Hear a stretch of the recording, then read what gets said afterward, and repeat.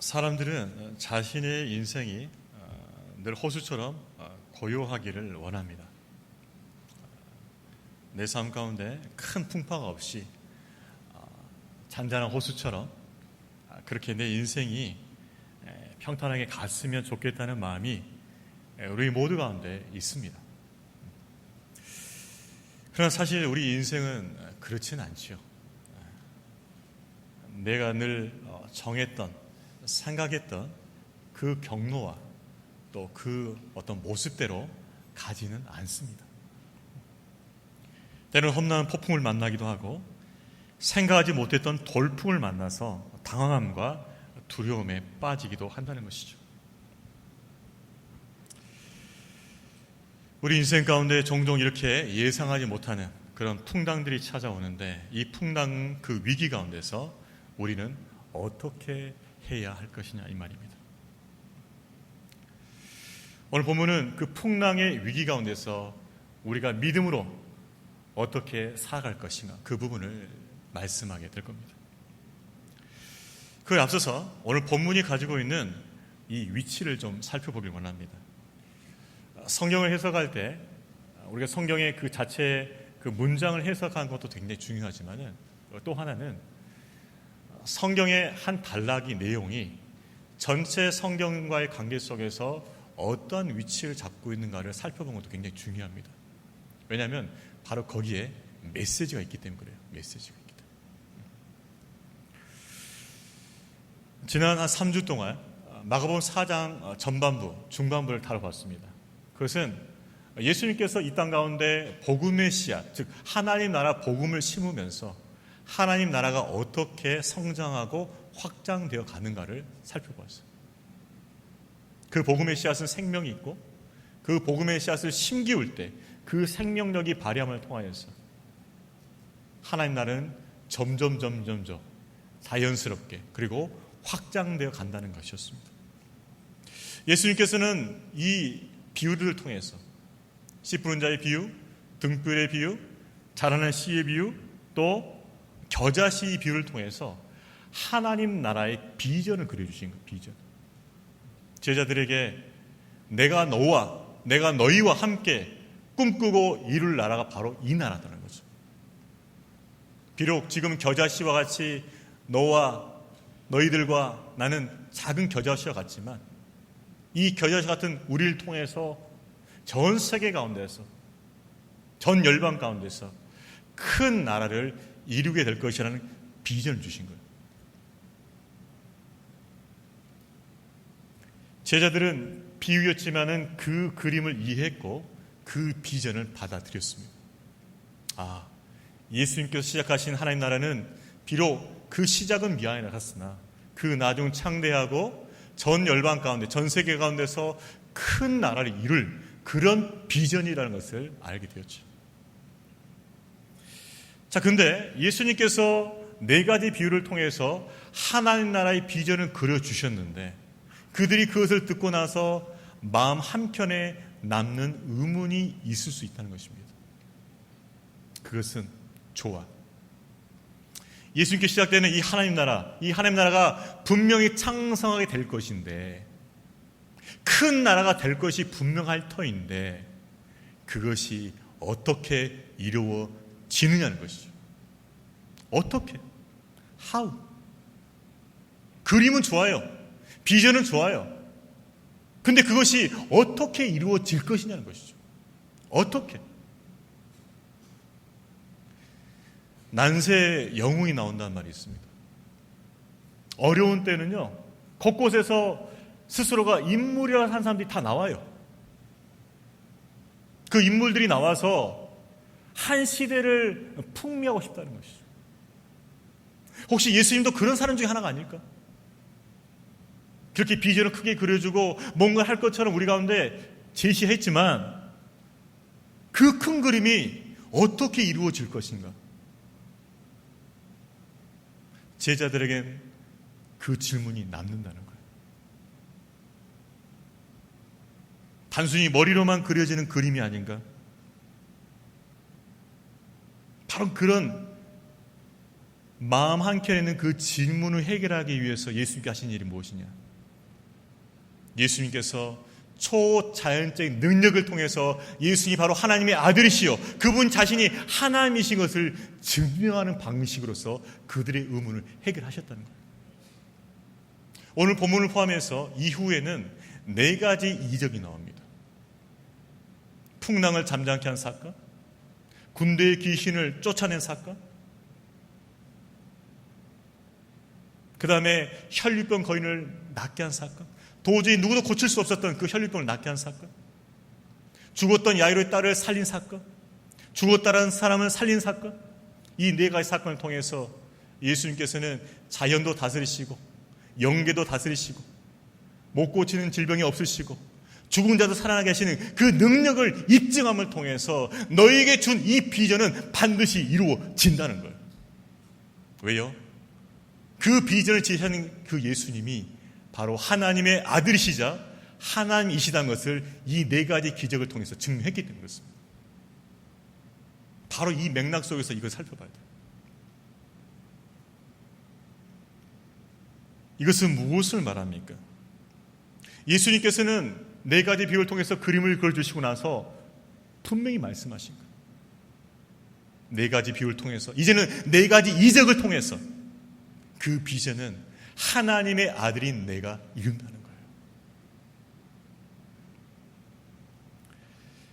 여러분, 우리 기독교는요, 머리로만 이해되는 종교가 아닌 것입니다. 철학이 아니에요. 사상이 아니에요. 예수님의 희생과 헌신을 본받아야 된다. 그 정신은 우리 인류의 본보게 된다. 그 정도의 사변적인 그런 종교가 아니라는 거죠. 그것은 진리이며 그것은 우리 삶 가운데서 반드시 체험돼야 되는 능력의 종교인 줄로 믿습니다. 그것이 기독교예요. 기독교. 만약 기독교 가운데 능력이 없다 그러면 그건 기독교가 아닙니다. 반드시 기독교는 능력이 체험이 돼야 돼요.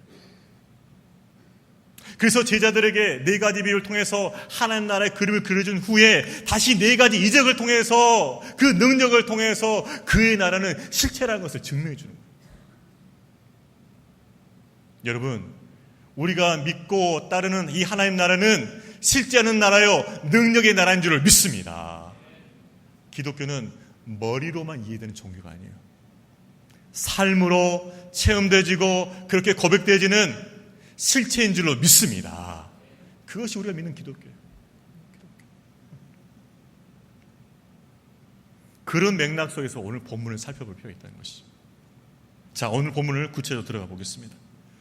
자, 오늘 본문은 예수님께서 이 비유를 다 마치고 나서 그 다음에 제자들에게 또 다른 무언가를 요구하는 것으로 시작됩니다. 우리 35절 말씀 같이 읽어봅니다. 35절. 그날 저물 때 제자들에게 이르시되 우리가 저편으로 건너가자 하시니. 예수님은 비유를 통해서 하나님 나라를 가르쳐 주시고 제자들에게 잘 이해시켜 주셨습니다. 자, 그런데 그 사역을 마칠 무렵에 해가 저문 거죠. 저물 때. 여러분, 이 저물 때 이 단어의 느낌을 우리가 잘 주시할 필요가 있어요. 저물 때. 날이 저물 때. 어떤 느낌입니까? 뭔가 하고 있던 걸 뭐요? 그냥 내려놓아야 할 그때라는 거죠. 뭔가를 중단하고 쉬어야 되고 이제는 더 이상 뭔가를 진행시켜서는 안 될 것 같은 느낌을 주는 게 뭐요? 저물 때라는 거죠. 그렇기 때문에 이 저물 때는 이 느낌이 살려진다면 이 문장은 이렇게 재구성이 돼야 됩니다. 그날 저물 때에 제자들이 이르시되 우리가 이곳에서 쉬자 이렇게 나와요. 이 저물 때는 이 느낌을 살린다면 이 문장은 이렇게 재주술돼야 된다는 것이죠. 그런데 본문은 어떻게 나와 있습니까? 저물 때에 제자들이 이르시되 우리가 저편으로 건너가자. 분명히 저물 때의 그 느낌은 뭔가를 덮고 접고 쉬고 이제 멈춰야 될 그 느낌을 주는 단어인데 예수님은 그 단어의 느낌과는 정반대로 뭐예요? 저편으로 건너가자. 뭔가를 또다시 시작하시는 거예요. 뭔가를 또다시 하시는 거예요.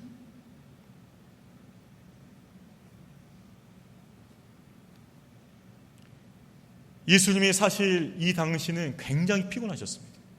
오늘 본문에 나온 것처럼 예수님은 배 타자마자 곤히 주무셨어요. 본인의 몸 상태도 쉬어야 돼요. 그럼에도 불구하고 예수님은 저편으로 건너가자라고 말씀하십니다. 여기서 말한 저편은 어디일까요? 그것은 갈릴리 호수 동쪽인 거라사를 말합니다. 지금 여기는 가버나움이에요. 여긴 유대인들이 많아요. 근데 저편은 이방인들이 많은 곳입니다. 쉬려면은 여기서 쉬어야 돼요. 왜요? 가버나움은 유대인들이 많고 예수님 이름이 알려졌기 때문에 예수님을 영접할 사람들이 많아요. 그래서 얼마든지 쉴 수 있습니다. 그러나 거라사 땅, 저편은요, 예수님 아는 사람이 없어요. 잘못하면은 문전박대 당할 수 있는 곳이에요. 환영하지 않는 곳이에요. 그런데 예수님은 저편으로 가자고 말씀하시는 거예요. 제자들도 쉬고 싶었습니다. 하루 종일 예수님께 말씀 듣고 그분을 따르다 보니까 피곤한 거예요. 그런데 예수님께서 저편으로 건너가자고 말씀하시니까 제자들도 따라가는 것이죠. 우리 36절 말씀도 같이 읽습니다. 그들이 무리를 떠나 예수를 배에 계신 그대로 모시고 가매 다른 배들도 함께 가다. 제자들도 몸이 피곤했어요. 이제 쉬어야 되는데 예수님 왜 무리하실까? 마음속에 살짝 원망도 들기도 했지만 예수님께서 말씀하시니까 배를 타고 따라갑니다. 바로 이것이 무엇이에요? 제자의 모습이에요. 이것이 제자의 모습이란 것이죠. 내 삶이 좀 피곤합니다. 지쳐 있습니다. 힘듭니다. 에너지가 떨어졌어요. 곤고해요. 이제 그만 놓고 싶어요. 쉬고 싶어요. 주저앉고 싶어요. 근데 예수님께서 저편으로 가자 하시니까 그 말씀 따라 가는 것이 바로 예수님의 제자라는 것이죠. 왜 그럴까요? 그것은 우리 인생의 배에 우리 주인이, 우리 인생의 배의 항해사가 우리 예수님이기 때문에 그렇습니다. 예수님이 항해사예요. 예수님이 우리 인생의 항해사입니다. 그래서 내 삶 가운데 주저앉고 싶고 피곤하고 지치고 내려놓고 싶어도 예수께서 저편으로 가자 하시면은 가는 것이 제자라는 거예요. 우리 마음이 어찌하든지 우리 상황이 어찌하든지 예수께서 저편으로 가자 하실 때 믿음으로 가시기를 주의 이름으로 축원합니다. 예수님은 저편으로 가야 할 분명한 목적이 있어요. 거라사 땅에 귀신 들린 영혼이 있거든요. 그 영혼 구하기 위해서 가시는 거예요. 예수님은 우리 인생의 배 항해사가 되십니다. 그분이 우리 인생의 키를 가지고 계셔요. 그분은 우리 인생의 배에 타셔서 우리가 가야 할 길을 분명히 알고 계시고 우리를 인도하고 계신 줄로 믿습니다. 분명히 우리를 인도하셔요. 자, 그런데 문제 상황이 발생합니다. 어떤 문제 상황이냐 이거죠. 예수님께서 저편으로 가자라고 말씀하시는데 우리는 이렇게 반응할 수 있다는 거죠. 예수님, 저편보다는 이 편이 더 좋습니다. 내가 여기가 좋사오니 조금만 더, 제가 길게 말하지 않겠습니다. 조금만 더 머물다 가지면 안 되겠습니까? 이렇게 말하는 거죠. 조금만 더. 저편보다는 지금 이 편이 훨씬 좋습니다 하면서 안주하고 싶은 거예요. 그래서 주님은 분명히 손가락으로 얘들아 저편으로 가자 그랬는데 우리는 손가락으로 이 편이 좋습니다. 이 편이. 오히려 예수님께 지시를 해요. 이 편이 좋아요. 이 편이. 그래서 엉덩이를 딱 붙이고 안 움직입니다. 안 움직여요. 딱 붙이고 내 엉덩이 굽다 해가지고 딱 붙이고 있는 거예요.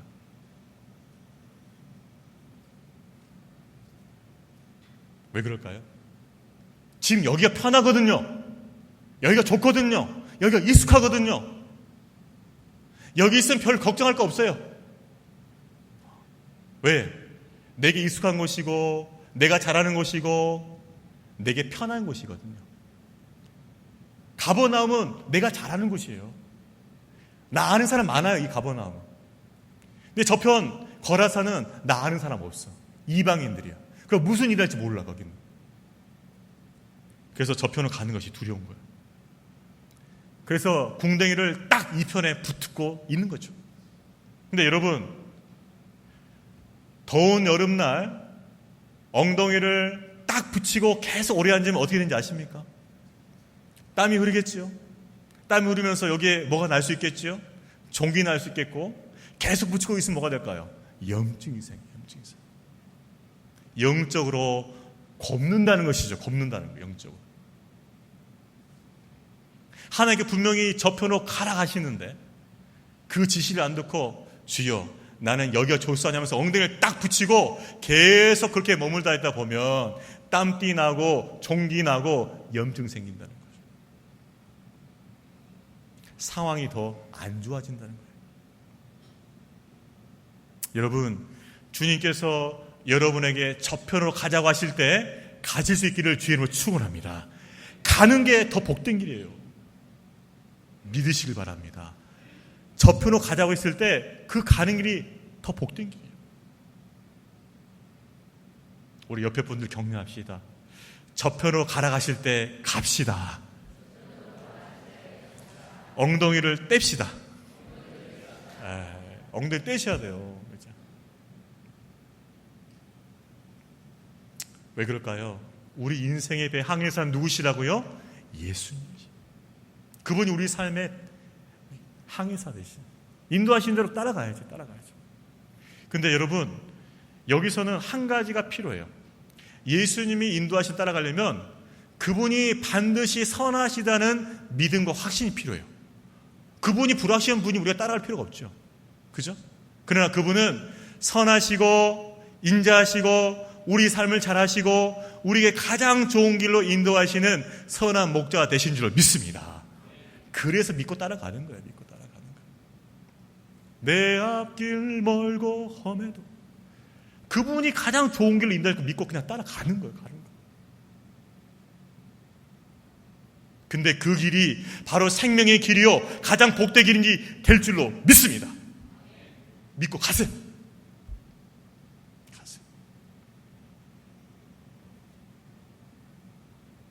주님이 가리키는 그 방향으로 우리가 나아갈 때 바로 그 길이 우리에게 가장 복된 길이 될 줄로 믿습니다.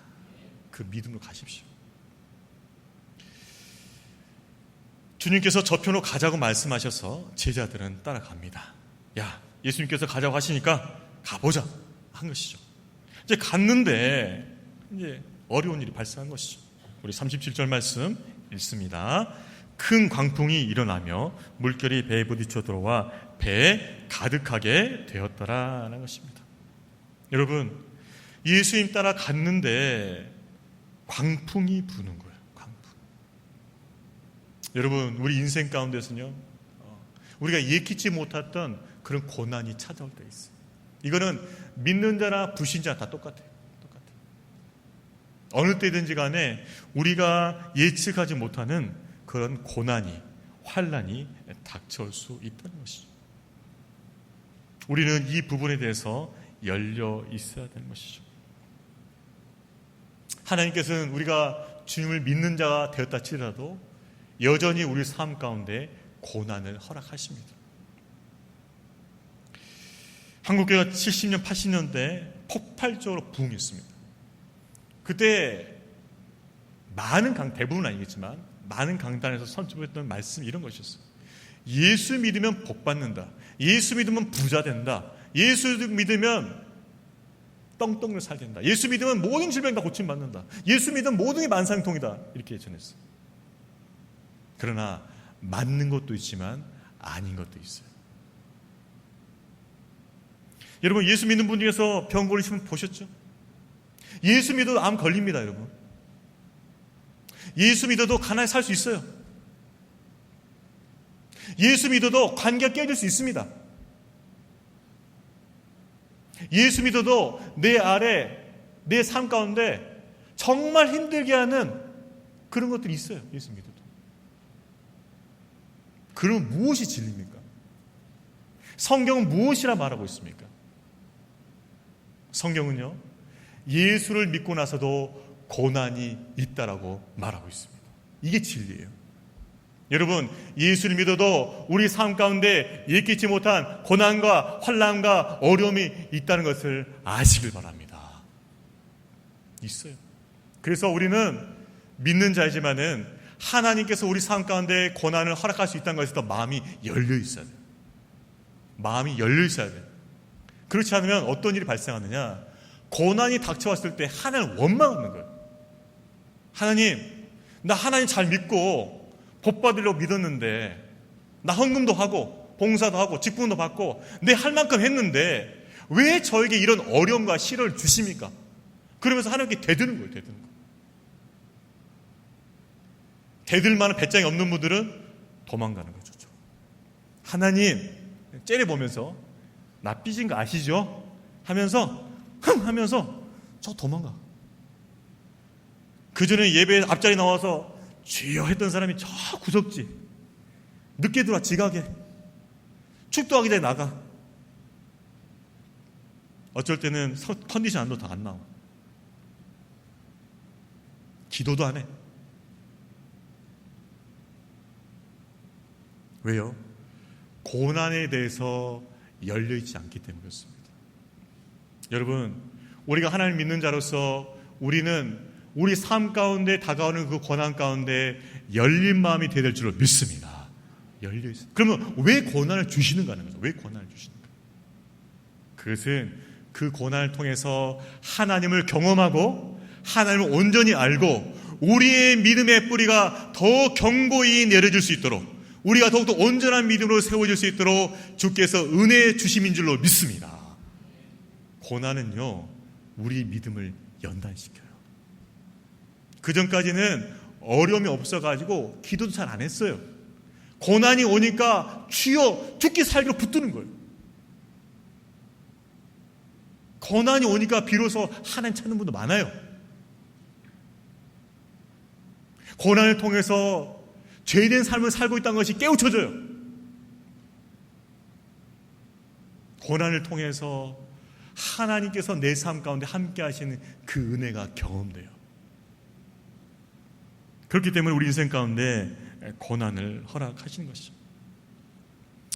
지난주 우리 교우들과 같이 있으면서 한 분과 좀 가깝게 교제한 적이 있었습니다. 그때 그분이 이렇게 말씀하시더라고요. 목사님, 참 우리 인생은 언제 어떤 일이 벌일지 잘 모르겠습니다. 그런데 마음에 공감이 되더라고요. 언제 어떤 일이 벌일지 모른다는 거예요. 크리스찬이라 했잖아요.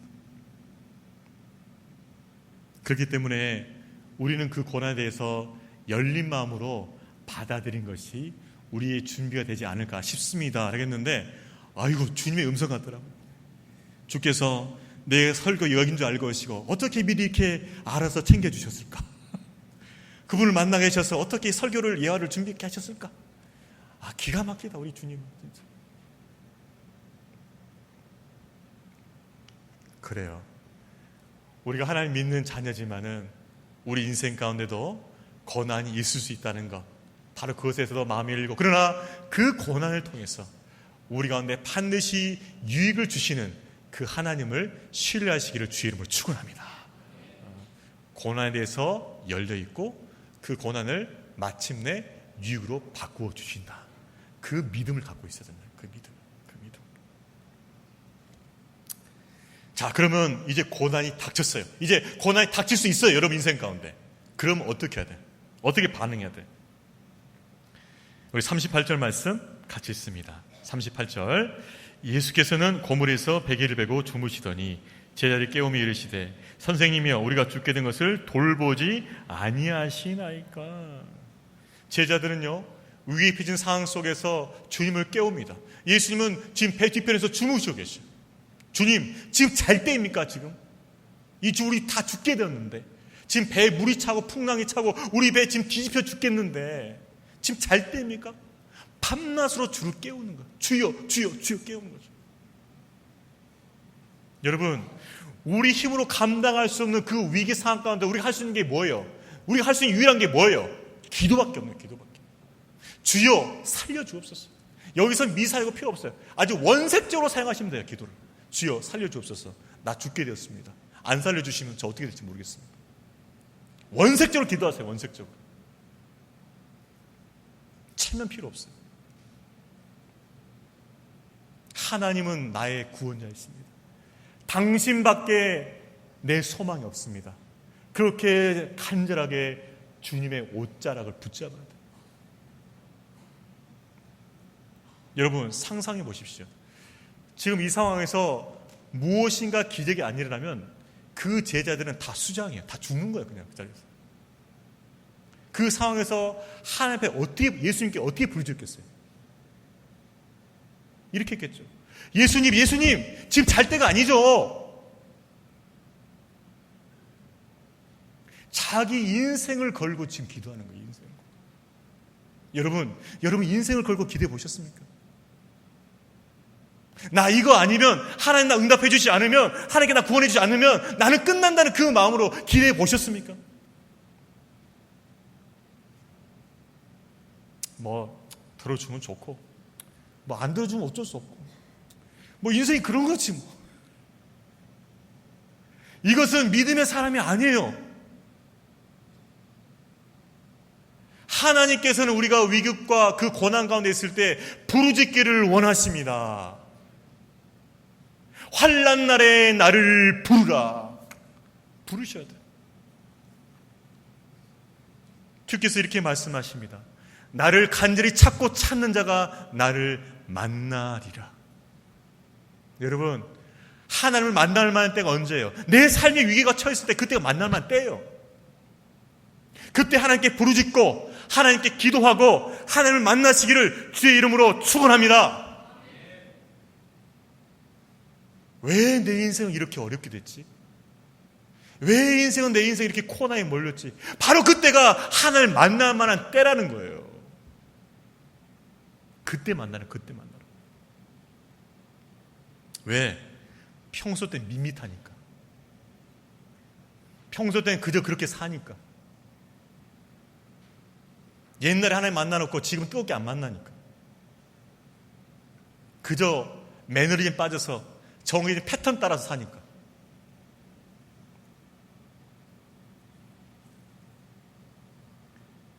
하나님께서는 우리를 고난 가운데서 부르십니다.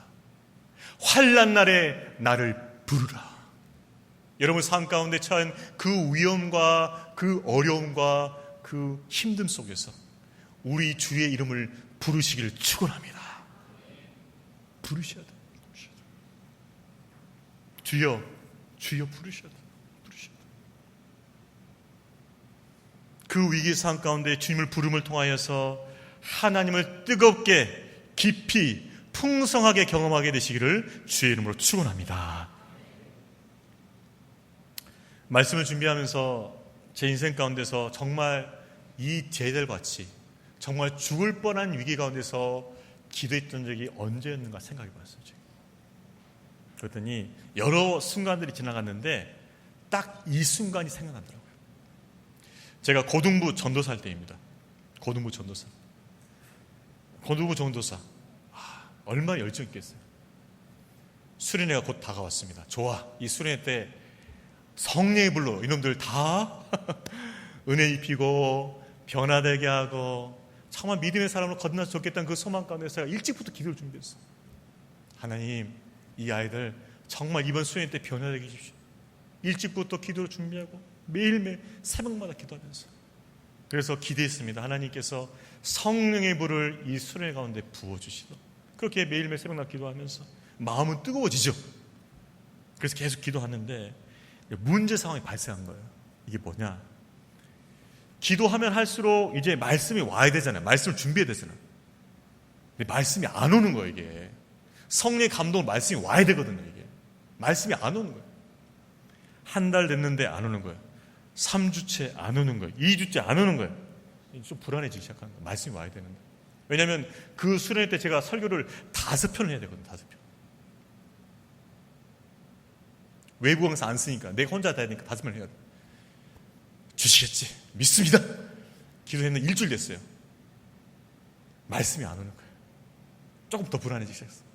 그래도 믿습니다. 그렇게 기도하면서 갔는데 이제 전날까지 온 거죠. 다음 날이 수련회예요. 전날 됐습니다. 한 편도 못 썼어요. 한 편도 설교를. 그래도 믿음이 좀 있다. 오후엔 주시겠지. 오후에도 안 주시겠더라.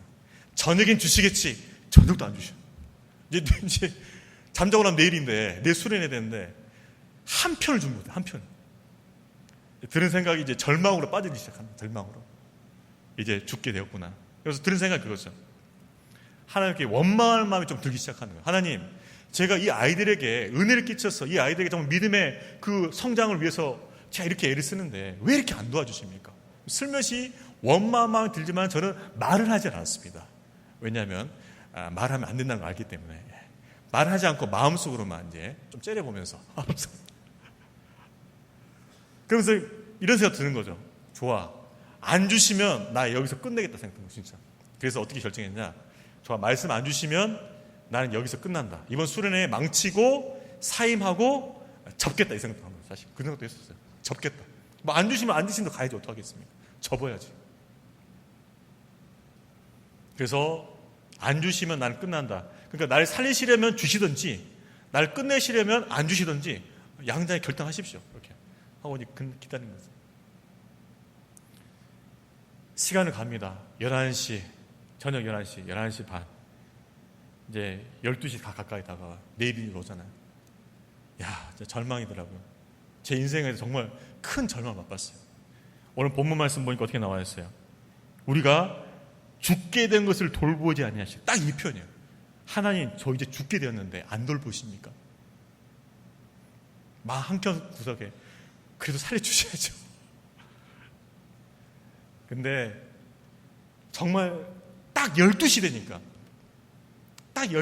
살려주시는 거예요.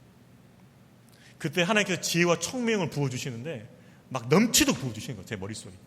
그러니까는 순간적으로 지혜와 총명이 딱 임하니까는 머리가 꽉 찬 거죠.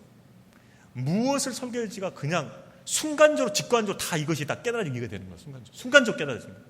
그래서 자고 있는 아내를 깨웠습니다. 잘 때가 아니야. 내가 제자리 예수님 깨운 것처럼 잘 때가 아니라고 지금 깨워가지고 내가 부를 테니까 타이푼 치라고. 그래서 계속 제가 불러댔습니다. 몇 시간 동안 계속 부르는 거 안 쉬고 계속 부르면 아내는 치는 거예요. 그죠? 3시 반인가 4시쯤 되니까는 5번 설교 완성이 되었어요. 그 새벽에. 제가 그 후로 한 배 기도했습니다. 하나님, 다음부터는 절대 이런 애 주지 마십시오. 절대 이런 애 주지 마시라고. 숨 넘어가겠다고요. 근데 그 수련회 때 은혜가 터진 거예요. 학생들뿐만 아니라 같이 왔던 장로님도 많이 은혜를 받았어요. 저는 그걸 통해서 하나님의 어떤 분인지를 경험했습니다. 아, 하나님은 1시간이라도? 아니요. 단 1분이라도 그분이 일하시기엔 충분하다는 거예요. 단 1시간이라도? 아니, 1분이라도 그분이 일하시기엔 충분하다는 거예요. 그래서 저는 이렇게 몰리고 해도 그렇게 맞게 다급하진 않아요.